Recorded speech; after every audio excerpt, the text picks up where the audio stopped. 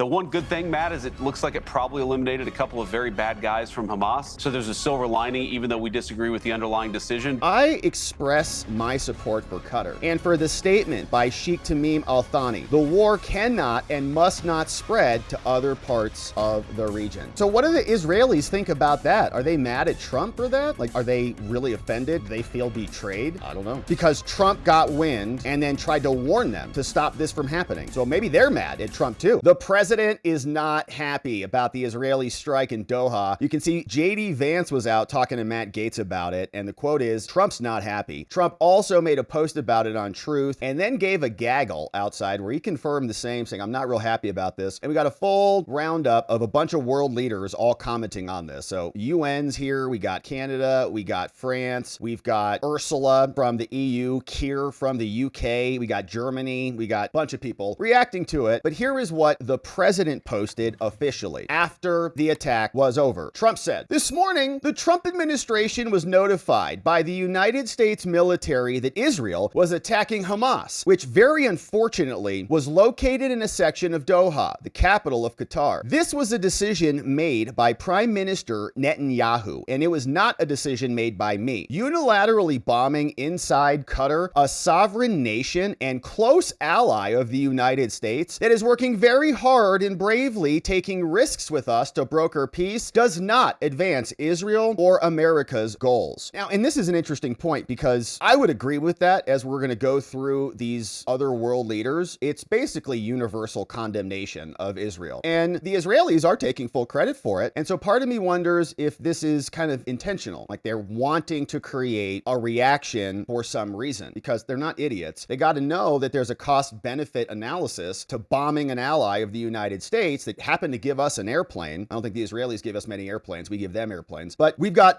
actual relations now with this country. And so even if you say it's Hamas, or can you bomb Hamas in the middle of England? Can you bomb Hamas in the middle of France? Can anybody handle these negotiations and more? But Netanyahu says, yeah, we did it. Says today's action against the top terrorist chieftains of Hamas was a wholly independent Israeli operation. Israel initiated it, Israel conducted it, and Israel takes full responsibility. All right, so confirming what Trump said. Now, what's interesting about this is it doesn't advance America's goals, according to President Trump. We still love you, Israel. A little mad at you right now, but we still love you. We understand why you're doing this. However, eliminating Hamas, who has profited off the misery of those living in Gaza, is a worthy goal. I immediately directed Special Envoy Steve Witkoff to inform the Qataris of the impending attack, which is crazy. It's one of our so-called greatest allies with another strong ally, according to President Trump. We got to warn one ally about the bombing of another ally, which Witkoff did, however, unfortunately, too late to stop the attack. Now, I view Qatar as a strong ally and a friend of the U.S. and feel very badly about the location of the attack. I want all the hostages, the bodies of the dead, released, and this war to end now. I also spoke to Netanyahu after the attack. He told me that he wants to make peace, which is curious because Qatar was saying that's why they were there, to talk about this. So not going to be any peace or any future. Why would they ever show up again for another ceasefire talk? And you might say it's not a ceasefire talk, but that's what Qatar said. And the president seems like wanted to give them that opportunity to do that. And the Israelis just, we're not going to tell them, and we're just going to do it anyways. So the prime minister told me he wants to make peace, which I don't believe for a second. I believe this unfortunate incident could serve as an opportunity for peace. I also spoke to the Emir and prime minister of Qatar and thanked them for their support and friendship to our country. I assured them that such a thing will not happen again on their soil. Dang. I have directed the Secretary of State, Marco Rubio, to finalize the defense cooperation agreement with Qatar. Thank you for your attention to this matter. Woo! So now we'll have a stronger ally with Qatar after Israel did this. So is that in Israel's interest to have a stronger connection between the U.S. and Qatar, who they say are just funding and facilitating terrorism by funding Hamas? And you can go back to the history of that and the PLO and how the Israelis let a bunch of money flow into Hamas, and the PLO was the threat at the time. So they funded these other groups to kind of push down on the PLO, and then Hamas rises up because they're more aggressive. So, the whole thing is just kind of this transaction of money for political purposes. And if you can just say that somebody is Hamas and a terrorist and just take them out, right? That's your nation state's, crowded world out there. And the idea that nation states are going to comport with and comply with like international norms from the UN or something is ridiculous. And if the Israelis make the balancing test and they say, you know what, it's okay, we can make Trump unhappy, we can make all the other world leaders essentially eventually condemn us, as we'll see, then there must be a reason for that, right? There must be some benefit that they're seeing on the other end of it. And if it is just total obliteration of Hamas wherever they're at, you could say that they're justified for that, but there should be consequences, right? If they're basically bombing other allies in the middle of a ceasefire and making the president very unhappy. So we'll see. Now there is a response. There's going to be a stronger agreement with Qatar, a defense cooperation agreement. So I guess if Israel bombs again, they're bombing a stronger ally or something. Anyways, so that happened. JD Vance was out explaining Trump is not happy about this. Here's what he said with Matt Gaetz. Mr. Vice President, thank you so much for joining us. It's an honor to have you on the program, and I'm eager to get to the administration's agenda for peace in the world and prosperity here at home. But first, we do have breaking news today. Israel has just bombed Doha, the capital of Qatar. President Trump included Doha in his historic trip with Middle Eastern allies. What's your reaction to the bombing of Doha? I mean, look, the president made very clear today that he's not happy about that. We just left the Oval Office and spoke about that. You saw Carolyn Levitt, our great White House press secretary, talked about this. He doesn't think this serves Israel's interests or the United States' interests, and so he's not happy about it. We're going to keep on working for peace despite it and hopefully see this as an opportunity. The one good thing, Matt, is it looks like it probably eliminated a couple of very bad guys from Hamas. So there's a silver lining, even though we disagree with the underlying decision. But we're going to keep on working to get the hostages home. We're going to keep on working to end the war in the Middle East and hopefully bring some peace. As you know, Matt, the president's had a lot of success thus far. He's ended about 7 wars across the world, some of which in Rwanda and the Congo have gone on for a very, very long time and killed a lot of innocent people. He is very dedicated to this peace mission. He's dedicated to it in Russia, Ukraine, the Middle East, and elsewhere. I think obviously the Middle East and Russia, Ukraine have been the most vexing for us as an administration, but we'll keep on at it. Yeah, they never give you credit for the wars you wind down. It's always the ones that are still in progress. And we'll see if they can push this towards a conclusion. I doubt it. I think that the conclusion will happen when the Israelis are good and ready for it, and they'll just continue to march on. The question is, how much involvement will the U.S. have acting as kind of the big brother on these things, right? I think the big reason that there's not more response against Israel is because big brother United States is standing right there. Don't even think about it, kind of keeping everything even keeled. But if Trump is unhappy and starts to divest away or decouple from Israel because they're not sharing intelligence with us, even though they say that that's one of their primary deliverables to us, is intelligence in the region or whatever that means. We don't even know what exactly that intelligence is. It wasn't intelligence about a strike. It wasn't even a courtesy check. Hey, it's what we're doing. They just did it. So I think that they have a perspective and certain leverage, and so they're going to use it. Now, there will be consequences for these actions, of course, as we'll see. There are a bunch of world leaders who are upset about it. But Trump also had a short gaggle outside a restaurant when he was making his way out for dinner. Take some of the members of the cabinet out to dinner. Here we are. We're standing right in the middle of D.C., which, as you know about, over the last year was a very unsafe place. Over the last 20 years, actually, it was very unsafe. And now it's got virtually no crime.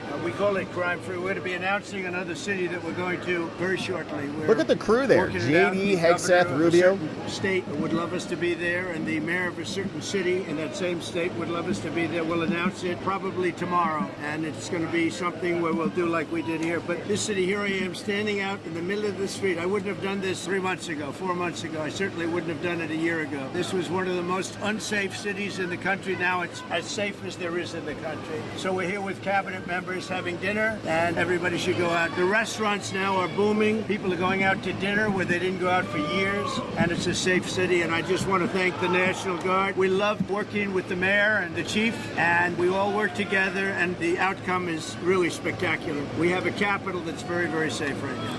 I will say this, we want the hostages back, but we are not thrilled about the way that went down today. Did not tell us in advance. I'm never surprised by anything, especially when it comes to the Middle East.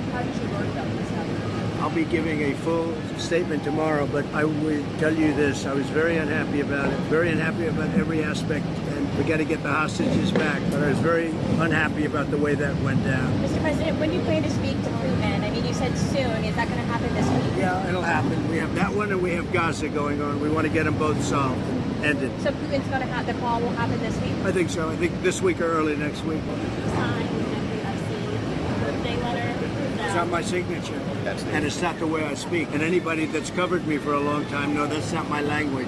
It's nonsense. And frankly, you're wasting your time. All you do is trying to get off the great success of D.C. and about 200 other things we've done that are so successful. This is a great, great success, and I don't think any president in their first 8 months had anywhere near the success that we've had. So will you meet with the Epstein victims? Do you plan to meet with? I don't know about, nobody suggested that. doing certainly that? I don't like that whole situation with respect to anybody being abused or hurt, but I haven't even thought about that. Thank you all very much. Have a good time. Thank you. All right, so very unhappy, not thrilled with what went down over there. The Israelis did not communicate anything to him, and now there's going to be a stronger agreement between the United States and Qatar. So we'll see if that is what the Israelis ultimately wanted. And here is what the UN said. Okay, so he says, I strongly condemn the Israeli attacks in Qatar, a clear violation of the country's sovereignty and territorial integrity. Qatar has played a positive role to achieve a ceasefire and the release of all hostages. If that's what you want, they're trying to do that. Everyone must work towards achieving a permanent ceasefire, not just destroying it. Okay, UN, whatever, who cares? It's the stupid UN. Canada, they came out. Canada condemns Israel's strikes in Qatar, an intolerable expansion of violence and an affront to Qatar's sovereignty. Regardless of their objective, says Canada, such attacks pose a grave risk of escalating conflict throughout the region and directly imperil efforts to advance peace and security, secure the release of all hostages, and achieve a lasting ceasefire, efforts in which the Sheikh Tamim bin Hamad Al Thani plays a highly constructive role. Okay, let's go to France. Emmanuel Macron. He said, the Israeli Air Force's attack today in Qatar are unacceptable in any way, shape, or form, whatever the justification may be. I express my support for Qatar and for the statement by Sheikh Tamim Al Thani. The war cannot and must not spread to other parts of the region. That was from Emmanuel Macron. And pretty sure he posted that like 4 times. He was very unhappy about this, as you can see. And it's interesting, right? Because the day before, he's saying France condemns the attacks on Jerusalem and the people who got killed there. You know, it's this huge global issue, but it's a conflict that's happening kind of in this limited region. Now, France strongly condemns the terrorist attack that killed people in Jerusalem, but then he posted 4 times right there. I guess he also posted about the Russians 4 times. So whoever's doing his social media is kind of screwing up. So unacceptable, unacceptable. And that's from France. Ursula von der Leyen, over with the EU, president of the EU Commission, she said the same. She said, what is happening in Gaza has shaken the conscience of the world. Man-made famine can never be a weapon of war. This must stop. 8 hours ago. EU aid to Gaza far outweighs that of any other partner, but of course, Europe needs to do more. And so they've got a proposal, and they want to set up a Palestine donor group over there from the EU. Now we turn our attention to the UK. Keir Starmer came out. He says, I condemn Israel's strikes on Doha, which violate Qatar's sovereignty and risk further escalation across the region. The priority must be an immediate ceasefire, the release of the hostages, and a huge surge in aid to Gaza. This is the only solution towards lasting peace, like world leader after world leader. Turkey. Okay, many people don't care what Turkey says, but they, of course, condemn the attack. They say, this attack constitutes a clear violation of international law and Qatar's sovereignty, has also targeted the security and peace of our brotherly nation, Qatar, and Turkey stands with our Palestinian brothers. So you say, oh, it's Turkey, whatever. But the Germans, too. The Germans are mad. Israel's strike in Doha, unacceptable, says the German government. The Israeli attack on Hamas is unacceptable, said Chancellor Friedrich Merz. Said, Israel's strike in Doha not only violates Qatar's territorial sovereignty, but also jeopardizes all our efforts to secure the hostages release, which they say they want to happen. But if they're having conversations about it and they're blowing up the people who are having the conversations about it, doesn't seem like it's going to happen. Chancellor spoke by phone, called Qatar. Merz told him that this was a violation and it's not acceptable. He said this war must not spread throughout the entire region. And Hamas said, yeah, 5 of its members had been killed, including the son of an exiled Gaza chief called Khalil. So Germans coming out. We also got the Chinese. According to Suleiman Ahmed, who's a journalist, he said the Chinese shared this, said Israel's bombing of Doha is extremely dangerous and proves that there are no limits to the Israelis' violation of the rules, which it's China, so whatever. But Italy, she came out, Giorgia Meloni. She also said, I express on my own behalf and that of the Italian government sincere closeness to bin Hamad and to Qatar, reiterating Italy's support for all efforts to put an end to the war in Gaza. Italy remains opposed to any form of escalation that could lead to a further worsening of the crisis in the Middle East. So it's just like country after country. And Mike Johnson apparently didn't even know anything about it either. Of course, he's the Speaker of the House, but he was asked about it. They struck Qatar? Well, let's see what he said. Second question for anyone. As we were all driving in, walking in here, Israel struck Qatar to take out Hamas leadership. Curious if any of you think that whoever survives there should be evicted from Qatar. I don't know anything about that development. That's news to me. I've been a little busy the last couple hours, but we'll have to see how that plays out. Look, I was in Israel myself a few weeks ago in early August. It's a very dangerous time there, and they have enemies encamped around them, and they're trying to bring that to a peace as well. But Hamas, by anybody who looks at this reasonably, and in my view, this is my personal view, that Hamas has to be eradicated. You've got to remove that threat on the immediate border, and frankly, within the bounds of Israel. Within the bounds of Israel or outside in other nations? So he didn't have much information on it, but I'm sure we'll hear from him today. today. Trump said he's going to have much more of a full statement, but here was Caroline yesterday. I have a statement to read for all of you with respect to the Israeli strike in Doha, and here it is. This morning, the Trump administration was notified by the United States military that as Israel was attacking Hamas, which very unfortunately was located in a section of Doha, the capital of Qatar. Unilaterally bombing inside Qatar, a sovereign nation and close ally of the United States that is working very hard and bravely taking risks with us to broker peace, does not advance Israel or America's goals. However, eliminating Hamas, who have profited off the misery of those living in Gaza, is a worthy goal. President Trump immediately directed Special Envoy Witkoff to inform the Qataris of the impending attack, which he did. The president views Qatar as a strong ally. So what do the Israelis think about that? Are they mad at Trump for that? Like, are they really offended? Do they feel betrayed? I don't know. Because Trump got wind and then tried to warn them to stop this from happening. So maybe they're mad at Trump too. We'll have to see what happens there. And friend of the United States, and feels very badly about the location of this attack. President Trump wants all of the hostages in Gaza and the bodies of the dead released, and this war to end now. President Trump also spoke to Prime Minister Netanyahu after the attack. The Prime Minister told President Trump that he wants to make peace, and quickly. President Trump believes this unfortunate incident could serve as an opportunity for peace. The president also spoke to the Emir and Prime Minister of Qatar and thanked them for their support and friendship to our country. He assured them that such a thing will not happen again on their soil. Or else what? So is Israel going to follow that direction? Or what if Hamas goes back there? What if the next round of leaders goes back to Qatar? You can see Trump is not happy. A lot of world leaders are not happy. Benjamin Netanyahu says we did it. And basically, I think the framing from them is that they'll continue to do it until Hamas is dead.